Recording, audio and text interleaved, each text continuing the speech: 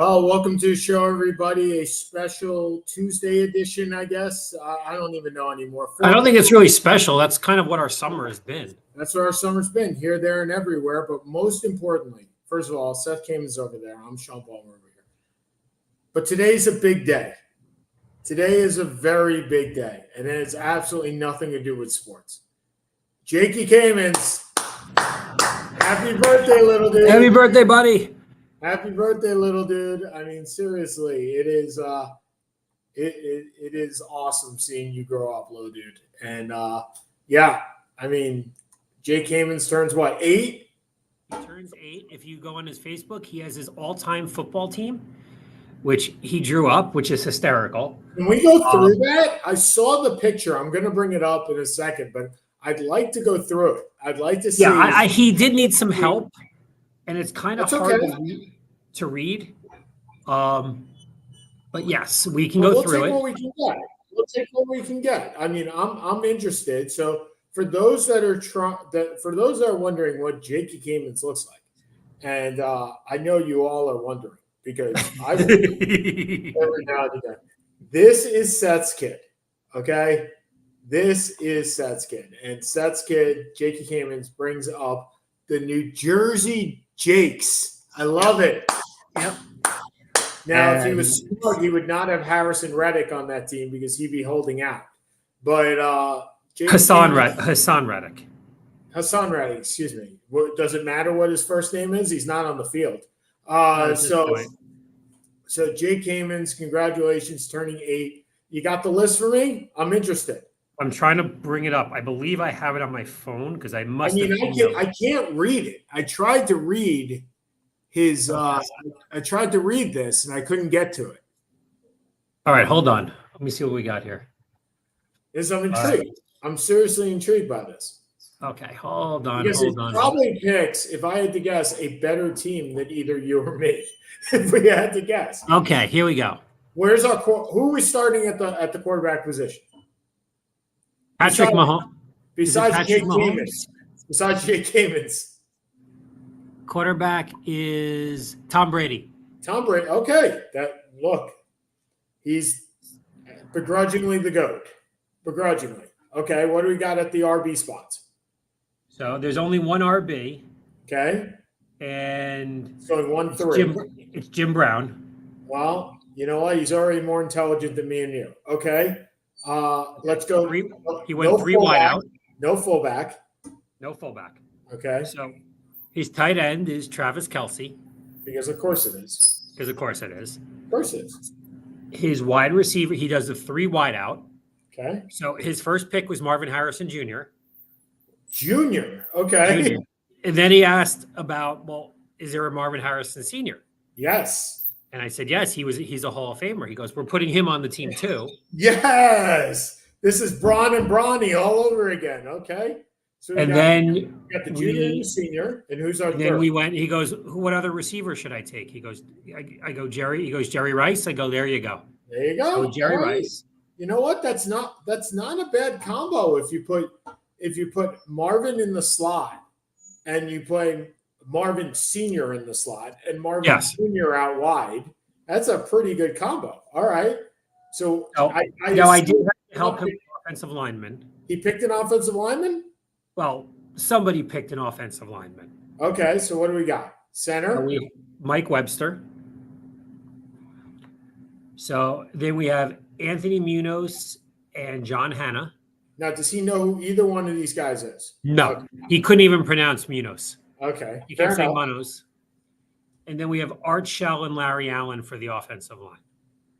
Interesting. All right. Well, we tried to keep it relatively recent. Yeah. All right.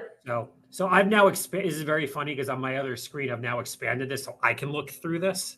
All right. So who do we have at the defense? So we're playing a 3-4. Okay. And this is where you're going to see some of the modern day versus all time. So our offense, our our defensive line is Reggie White. And his first pick was Aaron Donald, which made all the sense. And his second pick was Max Crosby. Okay. I can't argue with that. a 3-4 with Crosby is going to be really hard on the outside, but okay. Yeah, but we're not really to that kind of detail. All right, so LT is on one side, right? Yes. Okay. And then we have Jack Ham on the other. That was a Seth Kamen selection. That was It was because I couldn't think of I didn't want a Derek Thomas play, so I couldn't think of an outside linebacker. His inside linebackers are Dick Butkus and Ray Lewis. I mean, Jesus Christ. Okay. Yeah. So his cornerbacks are Dion. He's got a Dion in there. No, he doesn't have Dion because he does have Dion. Okay. And Sauce. My boy. And then his safeties were Ronnie Lott and Rod Woodson. That's not a bad team. No? I mean, obviously Marvin Harrison Jr. probably does not make my all-time team for at least 15 years, and maybe probably not. And maybe not ever. Look, if you're putting up the percentages, likely not ever that he makes that. Travis Kelce, I don't know. You can make the argument. Yeah, he's in it. He's in the top 5 to 7. Yep. I'm thinking of another outside linebacker that I would want to put. Besides, you had Jack Youngblood. First of all, I think Jack Youngblood played more on the line. He was on the line. So, I mean, if you're looking at the first person that came to mind, and you're going to be surprised by this, was Andre Tippett. I don't know why he was the first person that came to mind, but he did. First guy that came to mind was Andre Tippett. Second guy that came to mind was Seth Joyner. But Seth Joyner was more of an inside linebacker. He was more of an inside guy. So maybe TJ Watt? Could be. It was amazing. I couldn't really come out with a legitimate outside linebacker. I thought that was really interesting, actually. I mean, when you go to the all-time great offense, even if I look at the NFL, I'm just going to go into NFL Hall of Famers. Look, the best outside linebacker for pure pass rush is probably Mark Gastineau. Well, he played on the line. He had the sack exchange. They played a 4-3 with Salam, Lyons, and Kleck. Yeah. So that doesn't work. But I mean, how about Terrell Suggs? All-time great. I'm thinking of pass rusher from the outside. That's it. It's either TJ Watt, who's in the discussion. He's got to be at this point. I mean, Hold on. The Niners had nobody. The Cardinals had nobody. Here, hold on. I'm going to the Hall of Fame linebacker. Bruce Irvin. Oh, stop it. Not Bruce. Okay. Here we go. I'm going through this right now. This is the linebackers in the NFL Hall of Fame. All right, first. Somebody first. Chuck Bednarik, inside linebacker. Well, apparently we lost Sean. Maybe so I'm going through the 38 linebackers. Oh, here in your back. Here are the 38 linebackers in the Hall of Fame. Okay. Chuck Bednarik. Nope. Inside linebacker. Yep. Bobby Bell. Nope. Great player, but I wouldn't put him as an all-time. Robert Brazil. Nope. No. Derek Brooks is inside. Nick Buoniconti is inside. Dick Butkus is inside. Harry Carson is inside. George Connor, he's before my time. Chris Dolman, no. Dolman had 21 sacks one year. Would you put Dolman in your upper pantheon Hall of Fame? What am I looking for out of this guy? Am I looking for a rusher? Is that his only job? No, it's not his only job, but when you think of the true all-time great linebackers, they have Freeney. Would you have Freeney as a linebacker? Yeah, Freeney was definitely a linebacker. I thought he played on the line with Quinn. Well, remember the 4-3. Yeah, I get it. It's back and forth. I get it. Bill George is before my Lawrence time. Taylor played on the line half the time. Randy Gradishar? Nope. No. Kevin Green? No. Jack Ham? Hold on. Is Kevin Green only out because he played on the line? Because Kevin Green should be in that discussion as far as a pass rusher is concerned. As a strict pass rusher, yeah. Right. But Well, I guess what are we looking for here? That's what I think it you're is. looking at a little. You're looking at a little bit of both. Okay. And Fair enough. Green was a strict pass rusher. Agreed. Ham was not a pass rusher. Was a great run defender. How about Ricky Jackson? Really good player. I mean, Chris Hamburger. Let me get through this. Ted Hendricks was an inside. Chuck Howley was inside. Sam Huff was inside. Ricky Jackson. Ricky Jackson was really good. Jack Lambert was inside. Willie Lanier was inside. Ray Lewis was inside. Sam Mills was inside. Ray Nitschke was inside. Can't I just play a 4-2-5 and just deal with it? What is a soccer? Are you playing? Let's How play about Junior Seau? inside. Yeah. Les Richter, Dave Robinson, Joe Schmidt. Schmidt was inside. Singletary is inside. And Sprinkle was a lunatic. Taylor, Derek Thomas, Zach Thomas, Tippett, Urlacher, DeMarcus Ware, Dave Wilcox, Patrick Willis. I would probably go 4-3.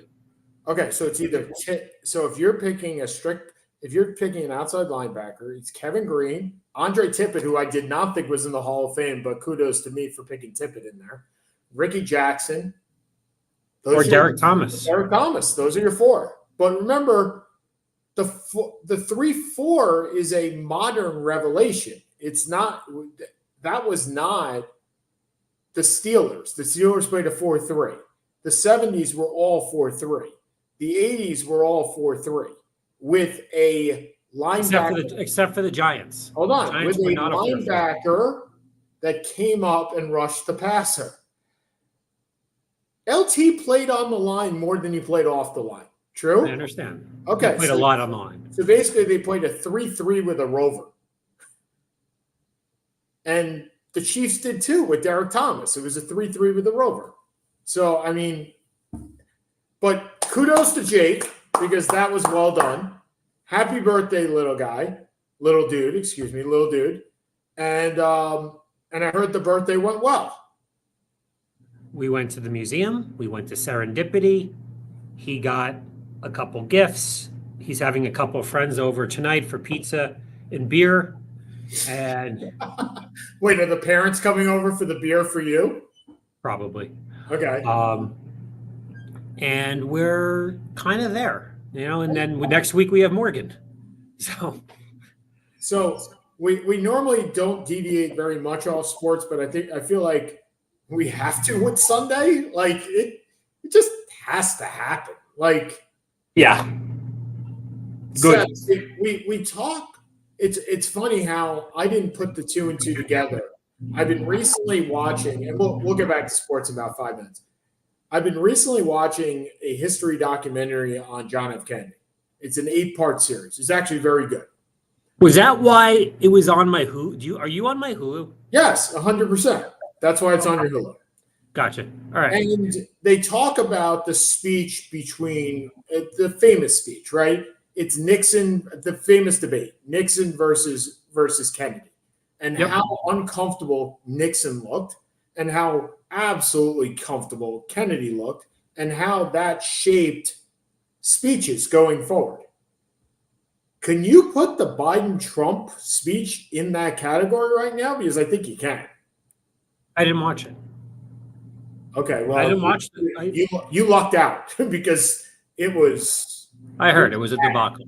It was bad. But yeah, I mean, look, we talk about Sunday, and Sunday changes the course of the race going forward. It changes the course of how our country will be viewed and where our country goes. And Lord help us where that is. And that's about it. But there were two things that that if you had asked me January 1st of this year for a list of things that you would accomplish or a list of things that you would do, especially with regards to sports or even sporting events that you would watch, these two things would never have been on my list, ever. I watched an entire WNBA All-Star game, and I watched an entire baseball weekend, All-Star weekend. I watched the whole home run hitting contest. I watched the whole All-Star game. I haven't watched a whole All-Star game in a decade, at least. And you called me in the middle of the All-Star game and it was like, WTF, who are these guys?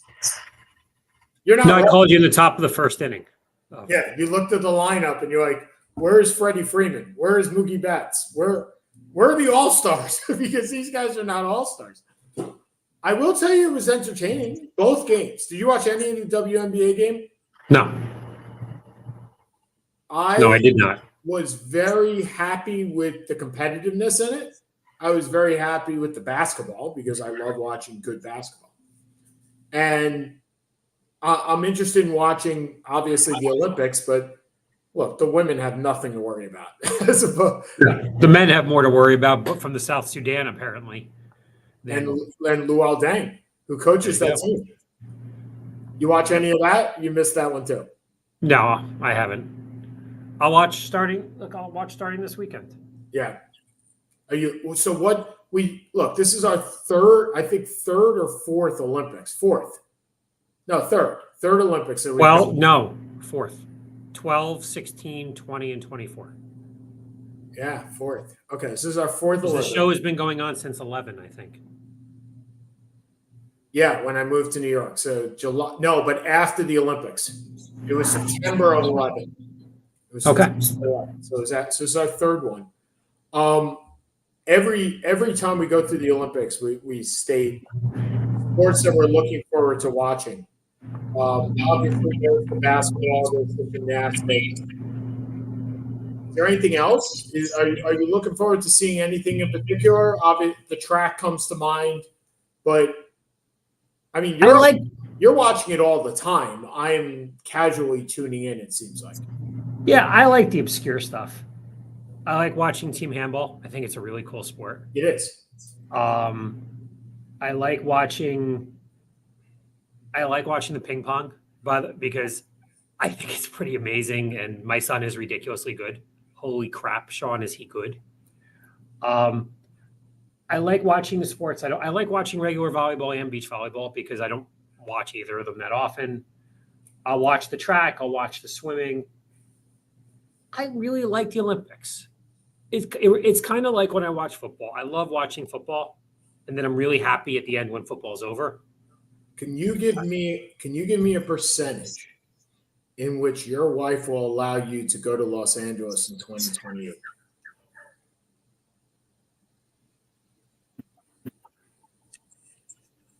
No. I think the next step in evolution of the Seth and Sean Sports Radio Show is hosting from the Olympics. Actually, let me take that back.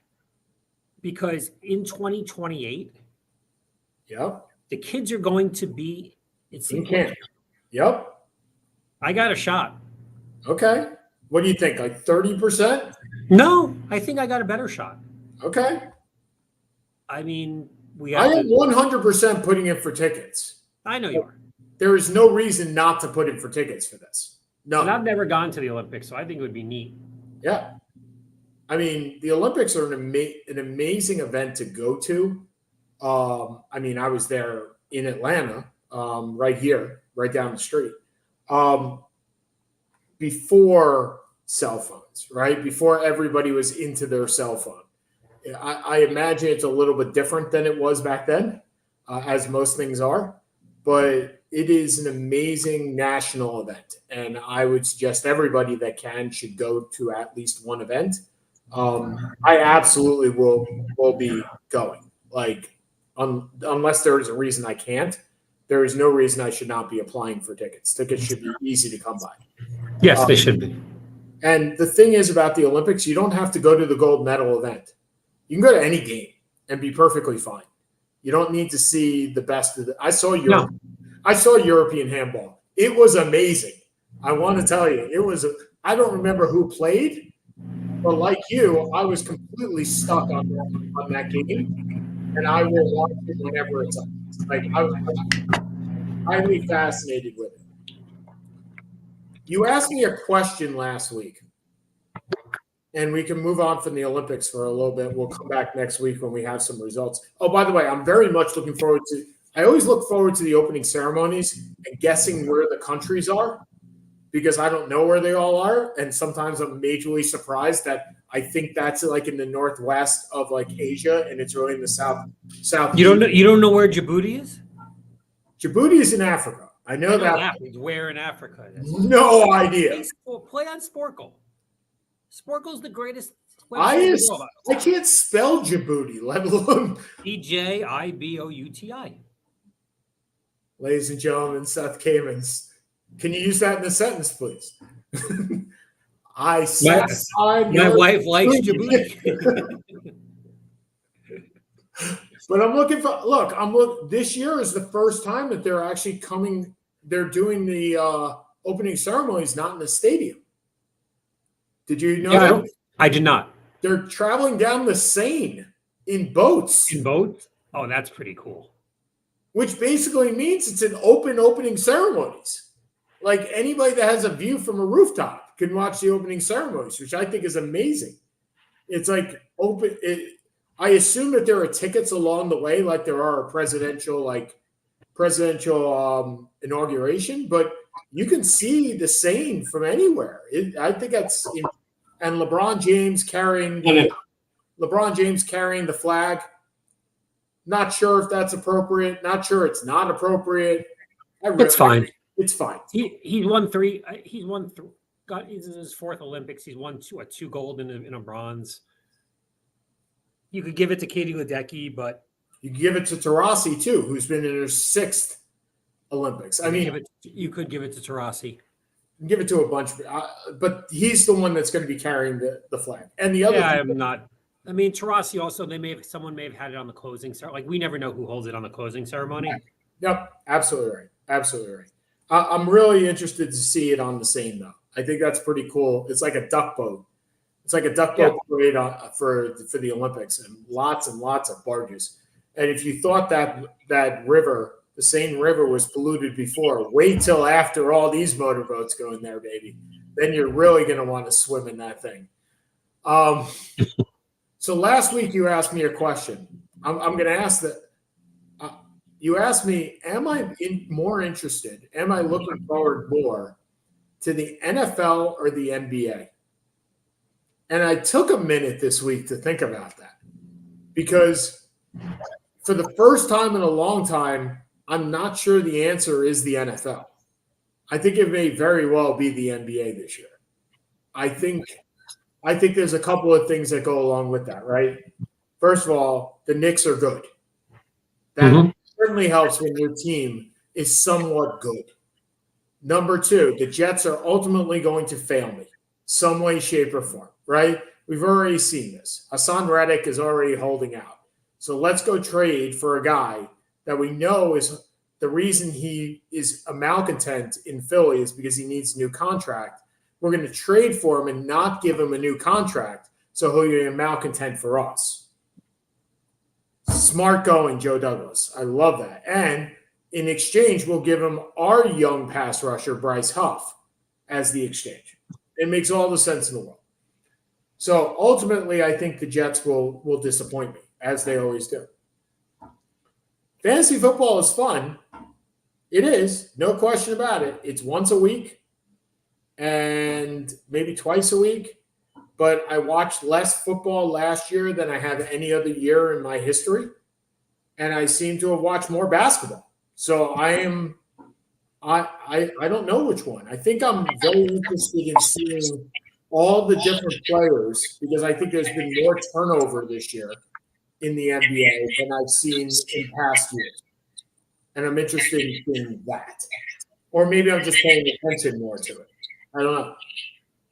I assume you are on the opposite spectrum here. Yeah. I mean, I don't get basketball lasts forever. Football, once or twice a week. And yeah, guess what? As a married guy, I don't have that much to look forward to. So the 37 fantasy football leagues I do. It's a good thing your wife does not watch this show. Hi, honey, I love you. No, I mean, I was talking. Marriage is monotony. It is what it is. But look, how much fun did we have? Hook, line, and sinker, my friend. I mean, How much fun did we have in the fantasy playoffs last year? Oh, we did. With the worst team we've had in 12 years. Absolutely. We don't get that out of anything else. Now, to be fair, I don't really have an NBA team anymore. I was a Nets fan, but let's be honest, since they went to Brooklyn, it has not been the same for me. Sure. So, and I do like this Knicks team, but I'm not a Knicks fan. Yep. I do have the Giants, which is just utterly depressing and has been for the better part of a decade, but I do, it's the fantasy. And again, I'm not ready for fantasy. I have my first draft 2 weeks from Friday, and I am nowhere even close to being the ballpark of ready mentally there. I'm not. You're in baseball season. I know. I'm in what? You're in baseball season. I know. What sport is that again? I forget. I apologize. The one with the stick. Yeah.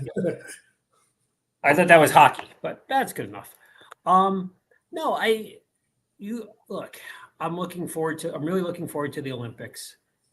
I like pro basketball a lot. It was my favorite growing up. I think the game is incredible. I think football, to be fair, the quality has gone down. Yes. We talked about that.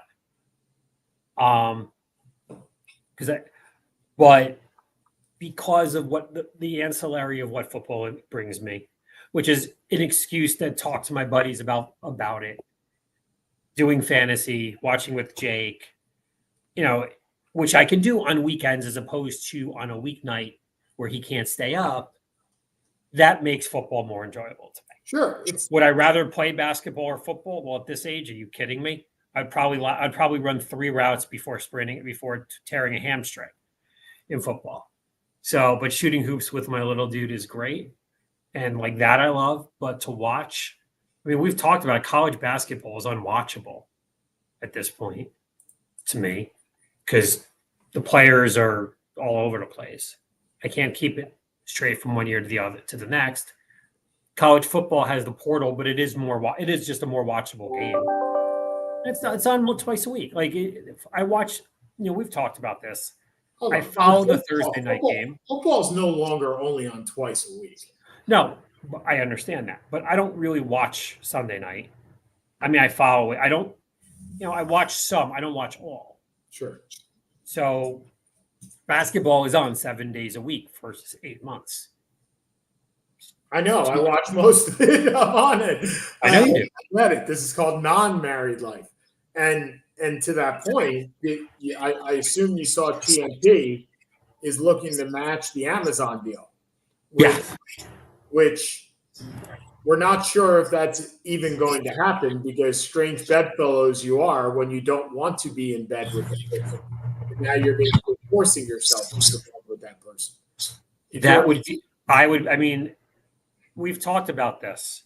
I realized inevitably it will go streaming, but I want to hold off on that as much as possible. So I hope TNT is able to keep it. I hope that gives, Barkley an excuse to stay longer than 1 the funny thing is, you are streaming. You know that, right?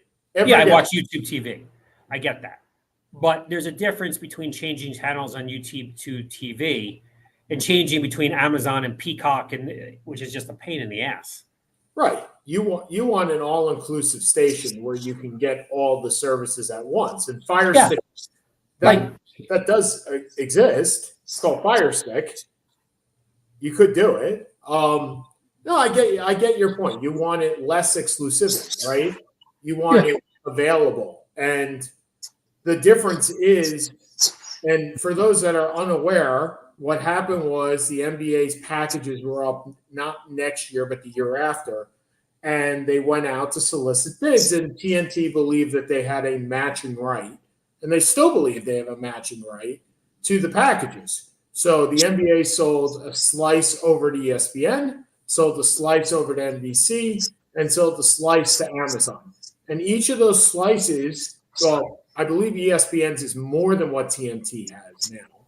I believe NBC is definitely a little less. And I know Amazon is about half of what TNT has because they only have every other conference final, not every conference final.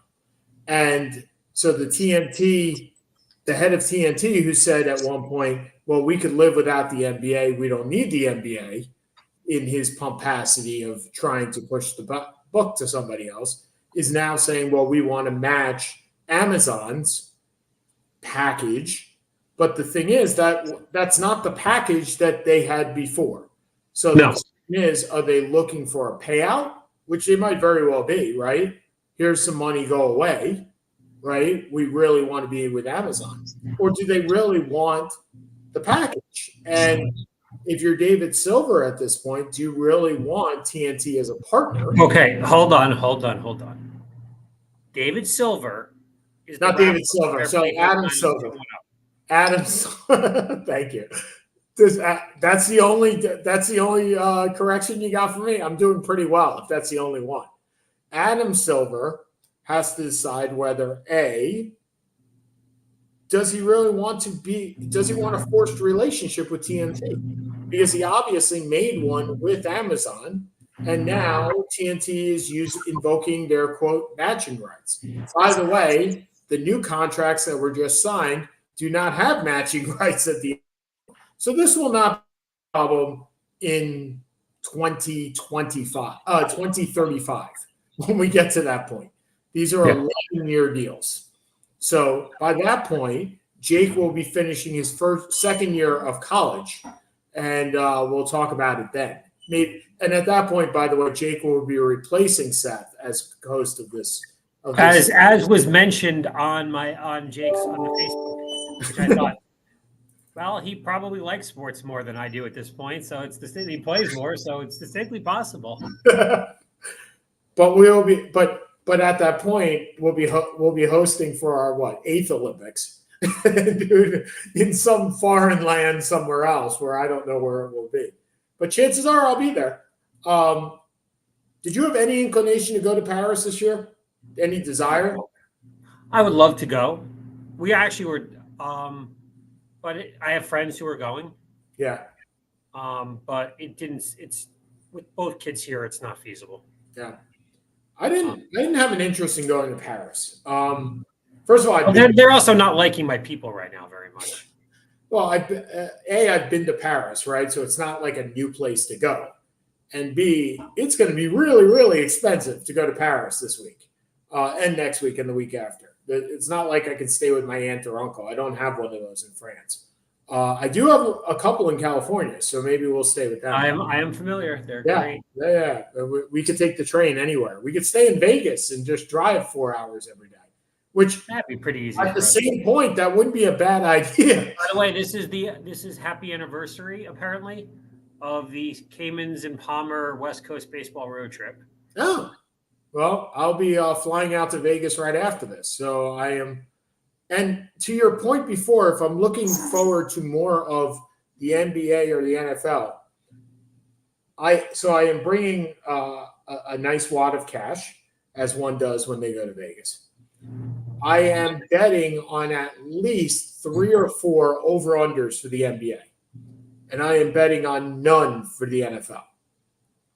And I'm not sure if that's because the over-unders for the NBA came out last week and I'm just interested in putting them in, or I'm actually more interested in them. And I know more about the NBA teams than I do the NFL teams right now. It may be the latter, but I'll be betting on the Knicks for the over for certain. What's their under? About 47? No, like 52 or 50. Hold on. Over under NBA wins 24-25. Let's see what they are. Okay. You and I are going to do these. Okay. So Boston is over. The over under is 57.5.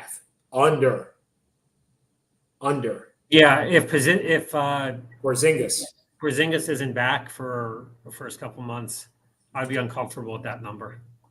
So I'm going to tell everybody so they won 64 games last year. So the over-under is 57. I still have them as an under. I think that the East is a better team. The East is a better conference. And the Knicks, so the Thunder are 54.5. I'll take the over on that. Over. They won 57 last year and got better. I said I'll take the over. Yeah. The Nuggets are 52.5. They won 57 last year. I'm not touching this one. No. I don't like they have no bench. They concern me a bit. I would probably take the under. I don't have it. Okay, the Knicks are 53.5. That feels about right. Last year they won 50 games. I mean, they're a team I'm probably going to stay away from as well. I just don't. Yeah. Okay, the 76ers are 52.5. They won. I'll take the under. I'm going to take the under. I don't think I just don't trust Embiid to stay healthy. Right, the health. So I am betting on the Thunder and definitely the 76ers. Okay. The Timberwolves are 52.5. Last year they won 56. I'm betting on the over. Yep. So I got 3 teams right now that I'm betting on, at least $20 a piece. Look, it's not a lot of money, but it's money. It's bragging rights. It's the Bucks 51.5. I am staying away from this. I'm not really feeling that right now. So last year at 49, no, thank you. Nothing. The Mavs at 50.5. Last year, 50 wins. What do you got on this? Because I got something that I'm doing. So that's about right. I would probably take the under because I don't like what they lost, and we've talked about it. I'm not sure Clay is a great fit, and the West is stacked. So they have better. So you can get better. The over/under is 49.5. You can get better odds on the under than the over. More money is coming in on the over. I would take the under, and I think I will take the under. The Magic, 47.5. Over. They are last year they won 47 games. Yes. They got better. But they also overachieved a bit last year too. And the East is better. I mean, bringing in who they brought in KCP. Banchero's a year older. Wagner's a year older. Suggs is a year older. Harris Isaac is healthy. Here's why I'm betting a lot on the East rather than the West. Is I'm looking at the Nets at 32 wins. Well, those wins are going somewhere because they're not winning 32 games this year. No chance. The Hornets will win more than 21. The Wizards will still win about 15. The Pistons will win about 20. The Hawks are not winning 36, and the Bulls are not winning 39.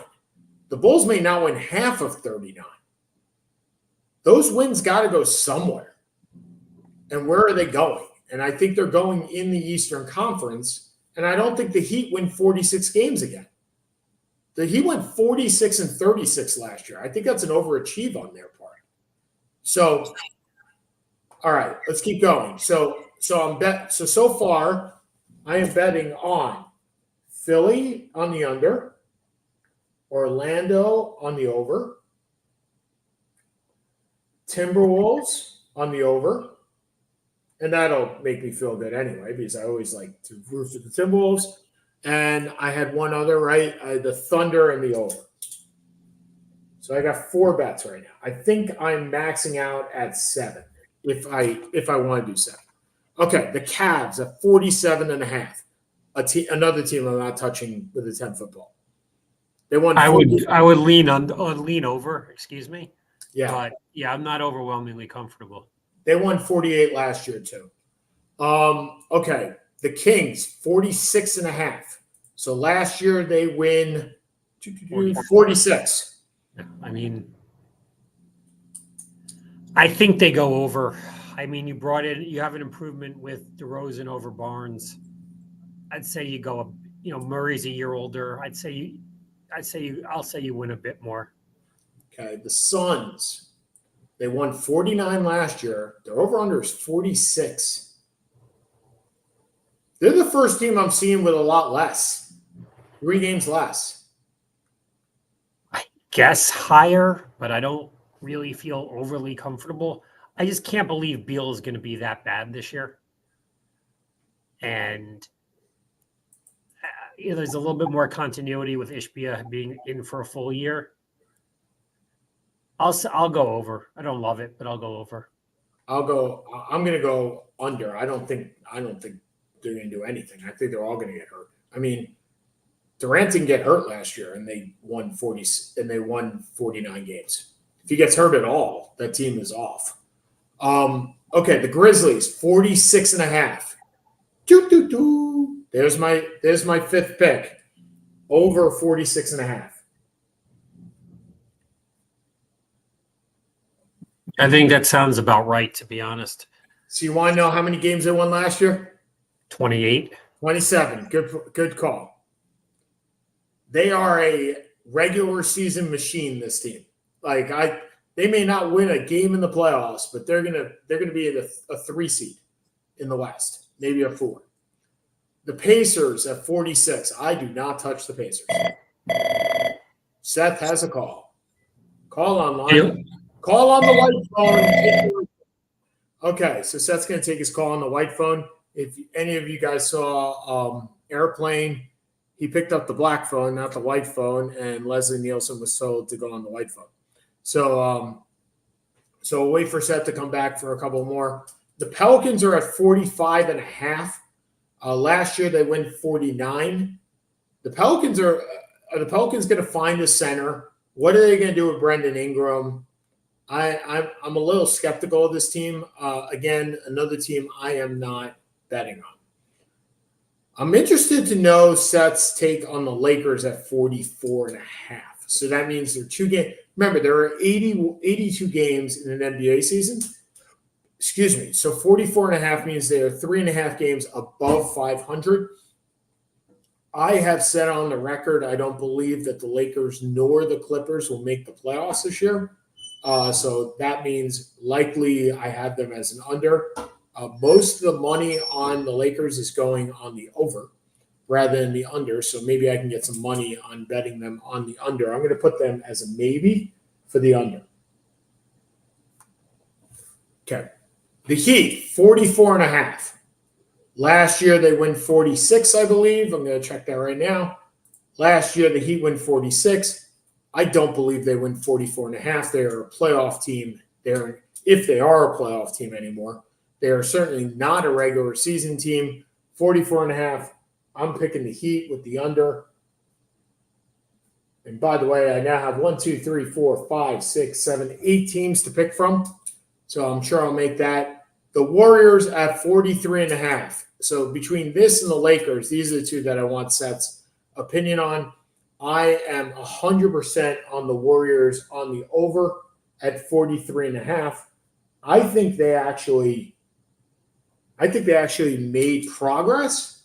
They're going to be a better team than last year. Last year they win 46. I think they're going to win more than 46. 46.5. They got them at 43.5. I think this is the no-brainer. I think between all my teams, if I'm picking 4 right now, it's the Thunder, Philly as Thunder in the over, Wolves on the over, Grizzlies on the over, and Warriors on the over, with Philly on the under as a 5th team, if I'm looking for bets. And we don't endorse gambling here. We just give you what we think. So, and now we're down to like the lower teams, right? The Clippers at 41.5. That's a no. First of all, I'm not touching them. Second of all, I have no idea on if Kawhi is going to play 20 games, 30 games, 40 games, 50 games. So we're going to say no. Absolutely not. Okay, the Hawks with 35 wins. The Hawks have to play to win. I mean, look, I don't like any part of this team. I don't like the makeup of this team. I don't like how many guards they have. I don't like Dyson Daniels in the backcourt with Trae Young. I don't like Clint Capella as their starting center along with Abu Bagay. And Bojanovic. They don't fit. Nothing about them fits. This is the same team that they had before they got DeJounte Murray. And now they have DeJounte Murray. Well, I guess they have Jalen Johnson as a glue guy. But they basically have the exact same team as they had before DeJounte Murray. And look, there's a reason they got DeJounte Murray to begin with. So I'm not picking them. 35.5 wins, 35.5. I'm going to pick the under, but I'm not going to spend money on it. The Spurs at 35.5. This is the right spot. Look, I think they're going to win close to 40 games. I really do.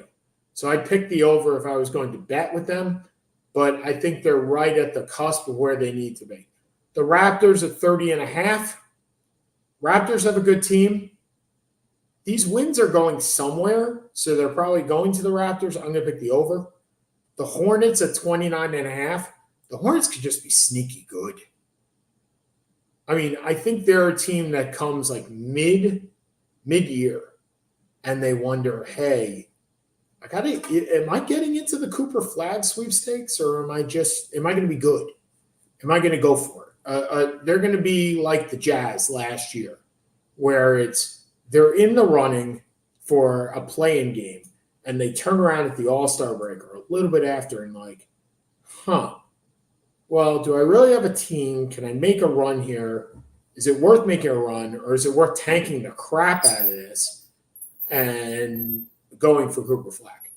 And this may very well be the year that LaMelo Ball gives over literally the ball to Brandon Clark. Not Brandon Clark. Sorry. I am blanking. Brandon Miller. Excuse me, Brandon Miller. So I will say, no, I am not betting on this team, because the problem is I think they are much better than they're going to play. The Jazz at 28.5. This is not the year the Jazz go for the gusto. This is not the year the Jazz go for the gusto. No, this is definitely the year they flag for flag. Flag for flag. Capture the flag is the best one I've heard. I was saying the Hornets, I think are at 29.5. I think they're going to be the team at the All-Star break or shortly thereafter, where they look up in the standings and they go, holy cow, we're close to out of the lottery. Like, we could actually make a run this year. And then realize we're not really that close to a championship. And if we get out of the lottery, we have no shot at Cooper Flag. So basically, we're going to pull what Utah did last year and just tank the rest of the season so we can get a shot. I think they're that team that looks up like that. I had a question for you. So Lakers, over under is 44.5. I already made. I'm gonna say over, but man, not by a hell of a lot. Okay, so I have them as the under. You have the under. You have them going under. I know. Okay. You think they collapse this year? I do. The Heat, 44.5. Over. I also have them at the under. The Warriors at 43.5. I think they may go under. And I have them as over. I have them as my best bet. I have them winning 47, 48 games next year. I think they're better this year without Clay than they were with Clay. It could be less controversy. I can see that. If they stay healthy with Kyle Anderson, Buddy Hield, and DeAnthony Melton, and granted, that is a huge if. No question about it. And if Draymond decides not to hit somebody this year, that would be nice. But last year, that team won 46 games. Their over-under is 43. If Draymond plays those 20 games that he was suspended. Yeah, they probably do. That's fair.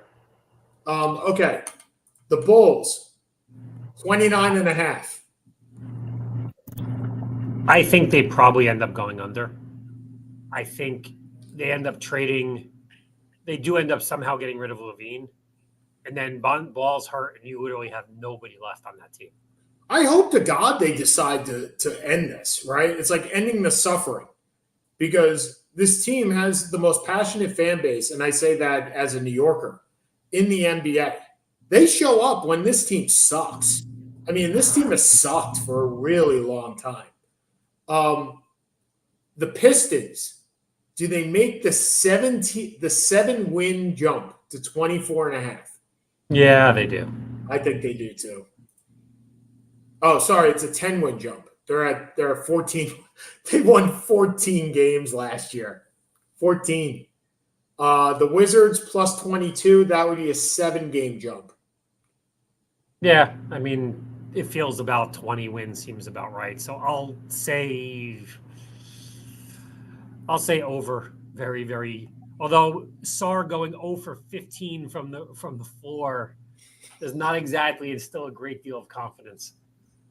But the thing is about these teams, and there are 4 or 5 of them, right? There's the Nets, the Trailblazers, the Wizards, the Bulls, and probably the Jazz. So let's say 1, 2, 3, 4, 5, 6.